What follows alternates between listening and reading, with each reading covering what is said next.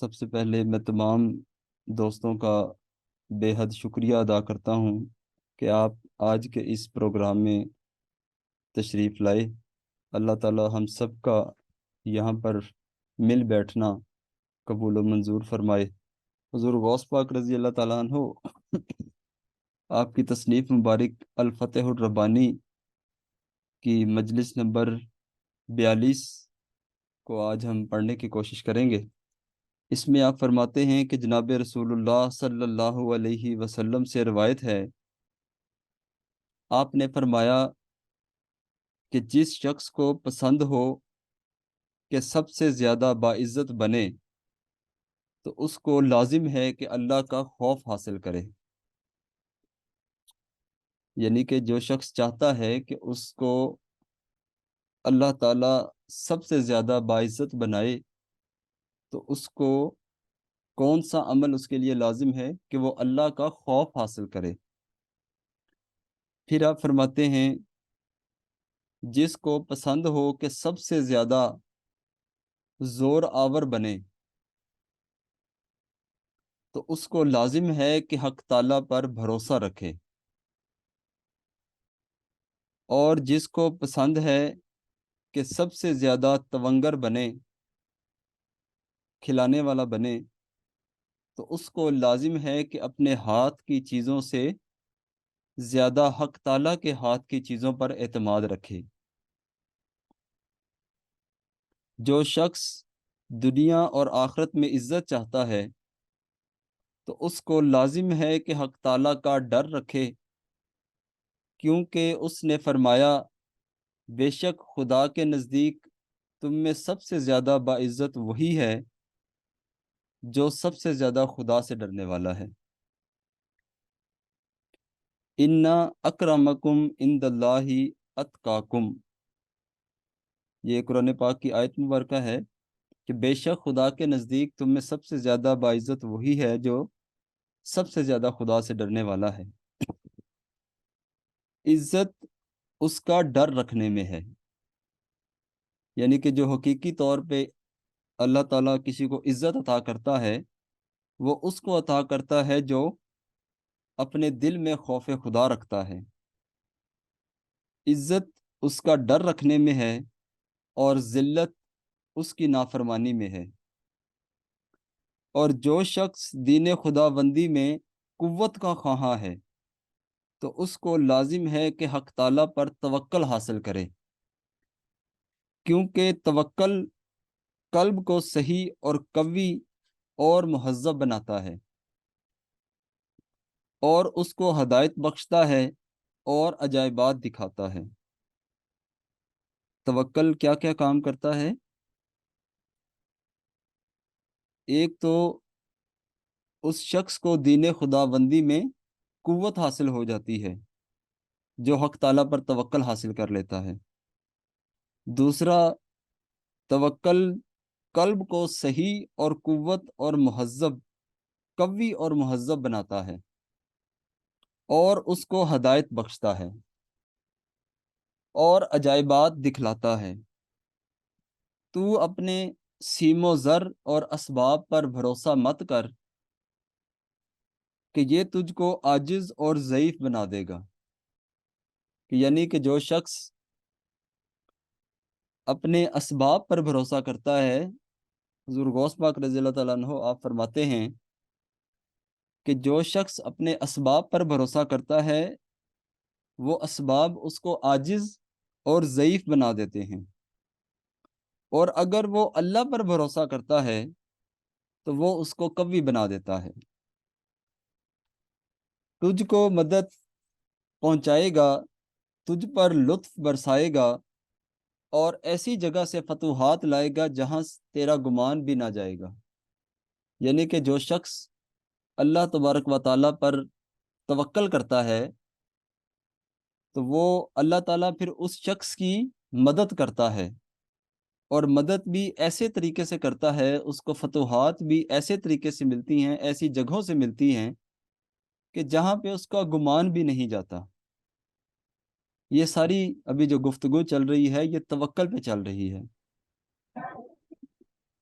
پھر آپ فرماتے ہیں حضرت سیدنا شیخ عبد القادر جیلانی رضی اللہ تعالیٰ عنہ اپنی کتاب الفتح الربانی کی 42ویں مجلس میں فرماتے ہیں کہ توکل تیرے دل کو اتنی قوت بخشے گا کہ نہ تجھ کو دنیا کے آنے کی پرواہ ہوگی اور نہ اس کے چلے جانے کی پرواہ ہوگی۔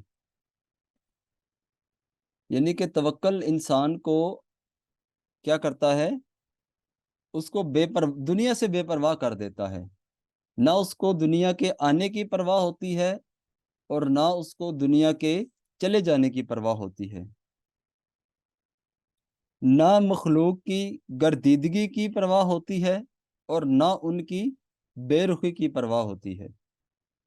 جو شخص اللہ تعالیٰ پہ توکل حاصل کر لیتا ہے تو وہ اس چیز کی پرواہ نہیں کرتا کہ مخلوق اس کی گرویدہ ہو جائے، مخلوق اس کے ارد گرد پیچھے، اس کے ارد گرد پھرے، وہ اس چیز سے بے پرواہ ہو جاتا ہے۔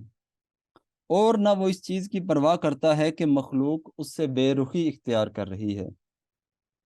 یہ توکل کا آپ فرما رہے ہیں۔ پس اس وقت تو سب سے زیادہ قوی بن جائے گا جب تو اپنے مال و جاہ اور متعلقین و اسباب پر بھروسہ کرے گا تو حق تعالی شانہ کے غصہ اور ان چیزوں کے زوال کا نشانہ بن جائے گا۔ جب تو اپنے مال و جاہ اور متعلقین و اسباب پر بھروسہ کرے گا تو حق تعالیٰ کے غصہ اور ان چیزوں کے زوال کا نشانہ بن جائے گا، کیونکہ حق تعالیٰ شانہ نہایت با غیرت والا ہے۔ اس کو گوارا نہیں کہ تیرے قلب میں اپنے سوا کسی دوسرے کو دیکھے۔ سبحان اللہ۔ حضور غوث پاک رضی اللہ تعالیٰ عنہ آپ فرماتے ہیں کہ اللہ تعالیٰ کو یہ گوارا نہیں ہے کہ اس کے بندے کے دل میں وہ اپنے سوا کسی اور کو دیکھے۔ اور جو شخص دنیا و آخرت میں تونگر بننا چاہتا ہے تو اس کو لازم ہے کہ حق تعالیٰ سے ڈرے اور کسی سے نہ ڈرے، اور لازم ہے کہ اسی کے دروازے پر کھڑا رہے۔ آپ فرماتے ہیں کہ اگر کوئی شخص چاہتا ہے کہ وہ کھلانے والا بنے تو اس کو لازم ہے کہ حق تعالیٰ سے ڈرے، خوف خدا کرے اور کسی اور سے نہ ڈرے، اور لازم ہے کہ اسی کے دروازے پر کھڑا رہے اور دوسرے کے دروازے پر جانے سے شرم کرے، اور دوسروں کی طرف نگاہ کرنے سے اپنی دونوں آنکھوں کو بند کر لے۔ اس سے پہلے کہ بندے کی توجہ اپنے مالک کے علاوہ کسی اور کی طرف اٹھے، اس کی آنکھیں اپنے مالک کے بجائے کسی دوسرے کی طرف اٹھیں، اس سے بہتر ہے کہ وہ اپنی دونوں آنکھوں کو بند کر لے، یعنی دل کی آنکھوں کو نہ کہ بدن کی آنکھوں کو۔ جو چیزیں تیرے ہاتھ میں ہیں تو ان پر کس طرح بھروسہ کرتا ہے، حالانکہ وہ معرض زوال میں ہیں، اور حق تعالیٰ پر بھروسہ کرنا چھوڑتا ہے حالانکہ اس کو کبھی زوال نہیں۔ یہاں پہ آپ نے ایک بڑی زبردست چیز فرمائی ہے کہ دنیا کے اندر دو چیزیں ہیں، ایک خالق ہے اور دوسری مخلوق ہے۔ اس کی پیدا کی ہوئی ہر چیز مخلوق ہے اور وہ خود اس کا خالق ہے۔ تو آپ فرماتے ہیں کہ جو چیزیں تیرے ہاتھ میں ہیں، یعنی کہ جو اس کی مخلوق ہیں، تو ان پر کس طرح بھروسہ کر سکتا ہے حالانکہ وہ معرض زوال میں ہیں، یعنی کہ وہ فنا ہونے والی ہیں، فانی ہیں وہ، اور حق تعالیٰ پر بھروسہ کرنا چھوڑتا ہے، اور تو حق تعالیٰ پر بھروسہ کرنا چھوڑ دیتا ہے جس کو بقا حاصل ہے، حالانکہ اس کو کبھی زوال نہیں۔ باقی رہنے والی ذات اللہ تبارک و تعالیٰ کی ہے۔ حق تعالیٰ سے تیری ناواقفیت ہی دوسروں پر بھروسہ کرنے کی طرف ابھار رہی ہے، کہ تو اللہ تعالیٰ سے ناواقف ہے۔ اگر کوئی شخص معرفت الہی سے دور ہے، اگر کسی کو اللہ تعالیٰ کی معرفت نہیں ہے، تو آپ فرماتے ہیں کہ یہ بات اس کو دوسروں پر بھروسہ کرنے کی طرف ابھار رہی ہے، کیونکہ وہ اپنے مالک کی معرفت نہیں ہے اس کو۔ نیز خدا پر بھروسہ کرنا پوری تونگری ہے، اور اس کے سوا دوسرے پر بھروسہ کرنا افلاس ہے۔ بندہ مفلس بن جاتا ہے اگر کسی دوسرے پر بھروسہ کرے۔ پھر آپ فرماتے ہیں کہ اے خوف خدا کے ترک کرنے والے، تو دنیا اور آخرت دونوں جگہ عزت سے محروم رہا۔ کہ اگر کوئی شخص اپنے دل کے اندر خدا کا خوف نہیں رکھتا تو دنیا میں بھی اور آخرت میں بھی وہ عزت سے محروم رہتا ہے۔ اور اے مخلوق اور اسباب پر بھروسہ کرنے والے، اے مخلوق اور اسباب پر بھروسہ کرنے والے، تو دنیا و آخرت میں حق تعالیٰ کا زور و طاقت پانے سے محروم رہا۔ یعنی کہ جو شخص دنیا پر، اس کی مخلوق پر، یا مختلف جو اس نے اسباب پیدا کیے ہیں، اگر ان پر بھروسہ کرتا ہے تو پھر کیا ہوتا ہے کہ وہ حق تعالیٰ کی جو طاقت ہے، اس کا جو زور ہے، اس کو پانے سے بندہ محروم رہ جاتا ہے۔ پھر آپ فرماتے ہیں کہ اے اپنے ہاتھ کی چیزوں پر بھروسہ رکھنے والے، تو دنیا و آخرت میں حق تعالیٰ کی تونگری سے محروم رہا۔ صاحبزادہ، اگر تو چاہتا ہے کہ متوی، متقی و متوکل اور وثوق رکھنے والا بنے تو صبر کو ضروری سمجھ۔ یعنی اب پہلے جو پیچھے ہم جتنی گفتگو کی ہے، اس ساری گفتگو کے اندر آپ فرما رہے تھے کہ جو شخص توکل اختیار کرتا ہے وہ کیا کیا چیزیں حاصل کرتا ہے۔ تو ابھی آپ فرما رہے ہیں کہ اگر تو توکل حاصل کرنا چاہتا ہے تو وہ کس طرح سے حاصل ہوگا۔ اس کے لیے جو آپ فرما رہے ہیں کہ اگر تو متقی بننا چاہتا ہے، اگر تو توکل والا بننا چاہتا ہے، اگر تو صاحب توکل بننا چاہتا ہے، اگر تو وثوق رکھنے والا بننا چاہتا ہے، تو صبر کو ضروری سمجھ کہ وہ ہر خوبی کی بنیاد ہے، کہ صبر ہر خوبی کی بنیاد ہے۔ صبر کے متعلق جب تیری نیت درست ہو جائے گی تو توجہ اللہ سے صبر کرے گا، اور اس کا صلہ تیرے لیے یہ ہوگا کہ حق تعالیٰ کی محبت اور قرب دنیا اور آخرت میں تیرے قلب کے اندر داخل ہو جائیں گی۔ آپ فرماتے ہیں کہ اگر تو متقی بننا چاہتا ہے تو صبر کو اختیار کر۔ صبر ہر خوبی کی بنیاد ہے، اور صبر کے متعلق جب تیری نیت درست ہو جائے گی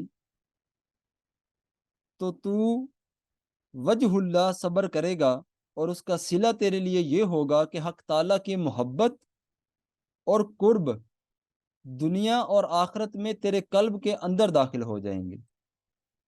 اب یہ بات ایک طالب کے لیے، ایک سالک کے لیے بہت ہی اہم ہے کہ وہ اپنی ساری زندگی کے اندر صبر کو اپنے ساتھ جوڑ کے رکھے، کیونکہ صبر کا جو صلہ ہے وہ حق تعالیٰ کی محبت اور اس کا قرب ہے، اور یہ دونوں چیزیں یعنی حق تعالیٰ کی محبت اور اس کا قرب دنیا میں بھی اور آخرت میں بھی آپ فرماتے ہیں کہ انسان کے قلب کے اندر داخل ہو جاتا ہے، کسی انسان کے جو صبر کو اپنا ساتھی بنا لیتا ہے۔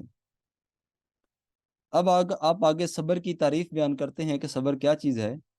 صبر حق تعالیٰ کی قضا و قدر کی موافقت کرنے کا نام ہے، جس کے متعلق پہلے ہی سے اس کا علم ہو چکا ہے، اور اس کی مخلوق میں کسی کو بھی اس کی مٹا دینے کی قدرت نہیں ہے۔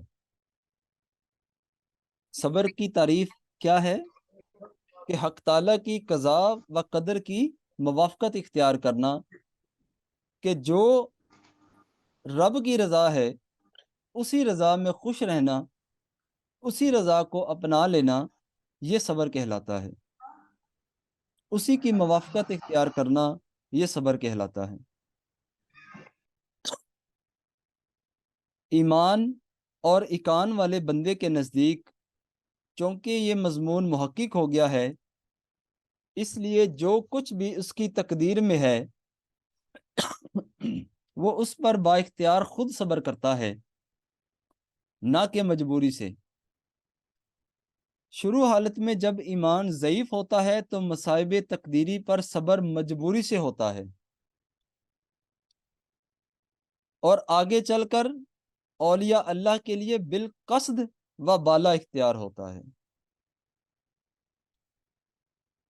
یہ آپ نے بڑی زبردست آپ نے بات فرمائی ہے کہ شروع میں جب انسان صبر کرتا ہے یا انسان ایمان کی ابتدائی حالت میں ہوتا ہے تو پھر وہ صبر مجبوری سے کرتا ہے، لیکن جب وہ اپنی منازل کو طے کرتا جاتا ہے، ایک سالک ایک طالب صبر کو اپنا ساتھی بنا کر اس اللہ کے راستے پہ چلتا جاتا ہے، تو پھر آگے چل کر وہ سب سے پہلے تو آپ فرماتے ہیں کہ وہ اولیاء اللہ کے لیے یعنی وہ ولی اللہ بن جاتا ہے، پھر وہ بالقصد و بالاختیار صبر کو اختیار کرتا ہے۔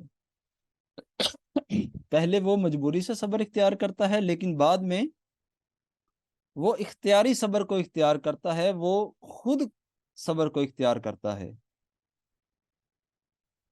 تو ایمان کا دعویٰ کس طرح کرتا ہے حالانکہ تجھ کو صبر حاصل نہیں؟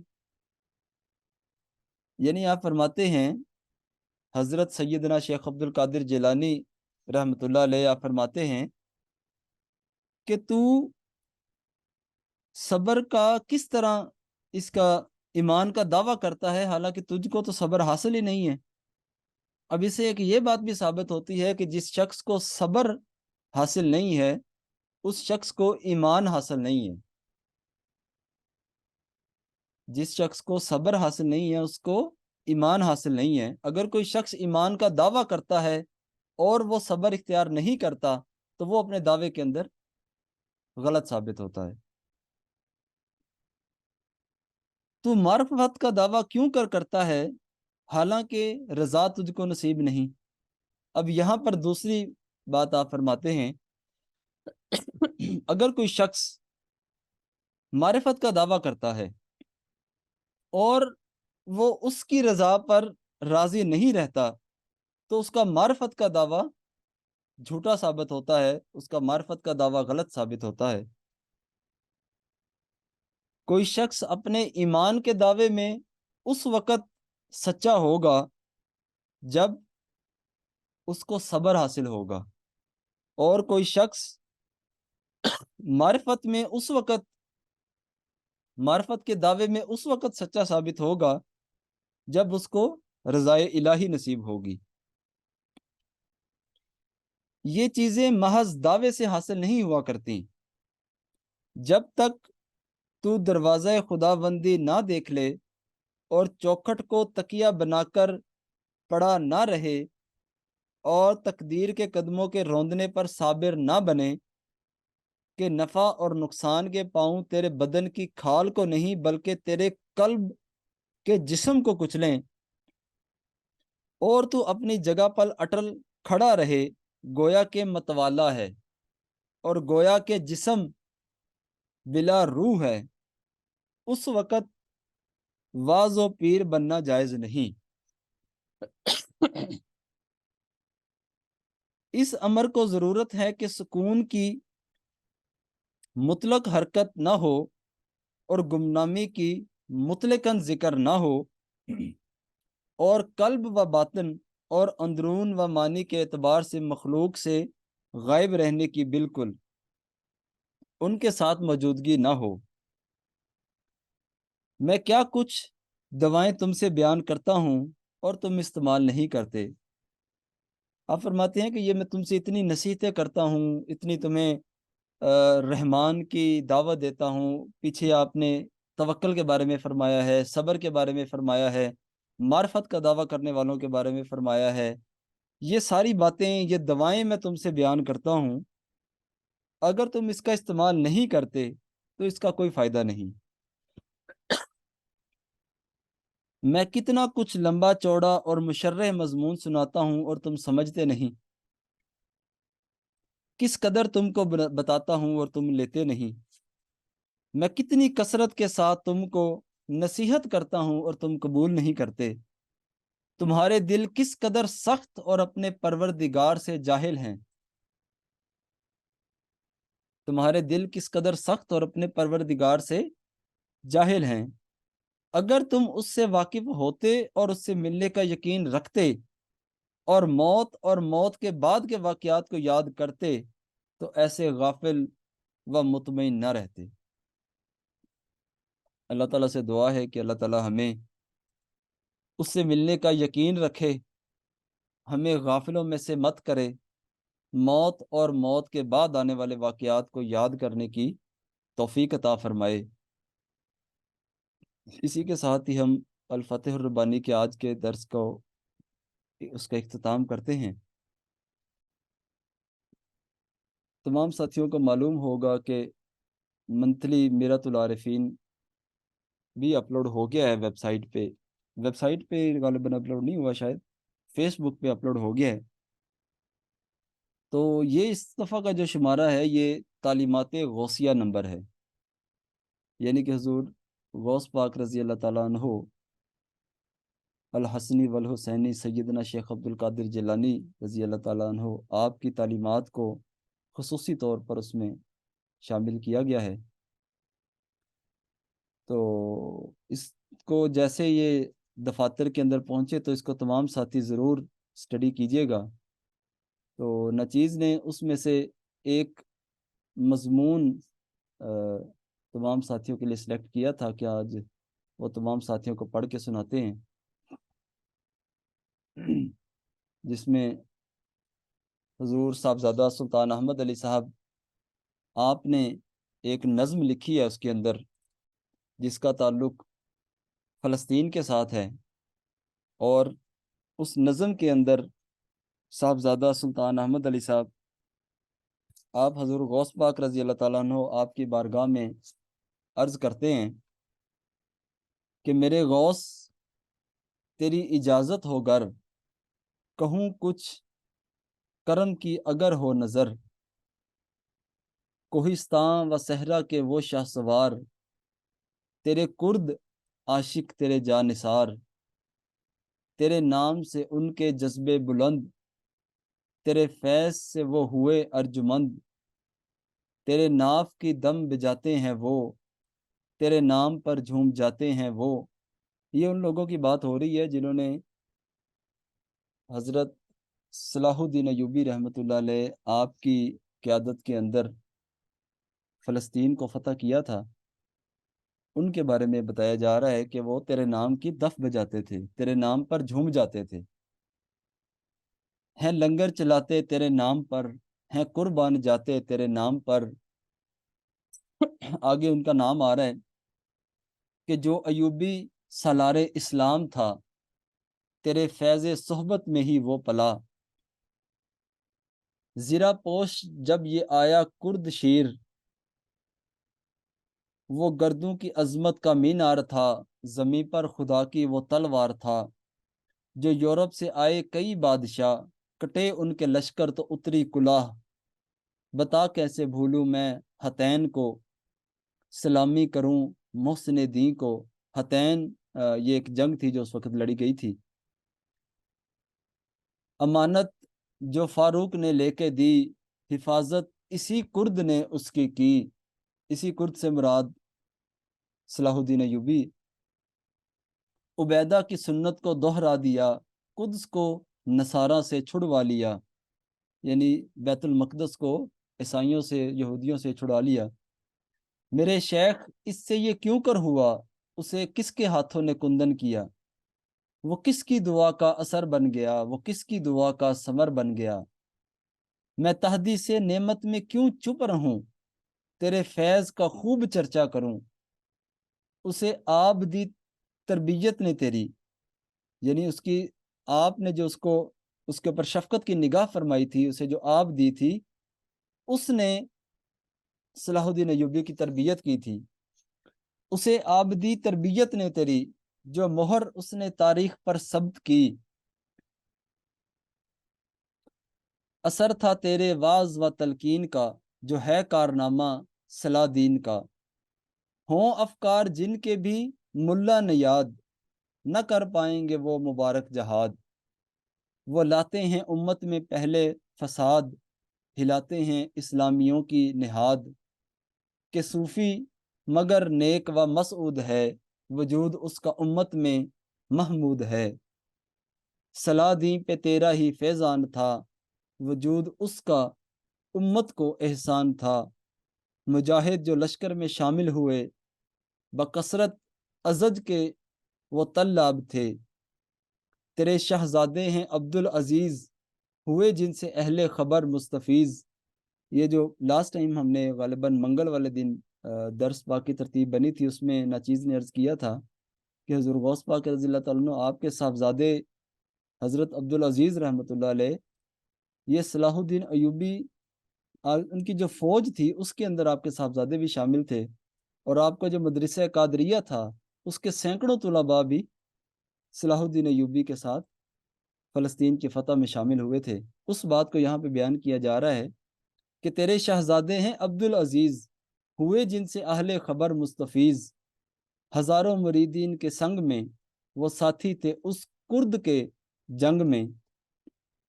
زباں غوطہ زن رہتی تھی قرآن میں، مگر تیگ براں تھے میدان میں۔ وہاں مار کے آپ نے تھے لڑے، جہاں سے حجر اسکلانی ہوئے۔ ہر ایک شخص کو وہاں پہ معلوم ہے کہ جبل عزیز ان سے موسوم ہے۔ قدس کے تقدس کی خاطر لڑے، وہ تلمیذ تھے یا کہ بیٹے ترے۔ وہ فلسطین کے تقدس کی خاطر لڑے تھے، تو وہ پتہ نہیں اب وہ تلمیذ تھے، آپ کے شاگردوں میں سے تھے، یا وہ آپ کے بیٹے تھے۔ اور آخر میں آپ دعائیہ کلمات کے ساتھ یہ فرماتے ہیں حضور غوث پاک رضی اللہ تعالیٰ عنہ آپ کی بارگاہ میں کہ ہمارے دلوں پر بھی شفقت کریں کہ اقصی کی خاطر تڑپتے رہیں۔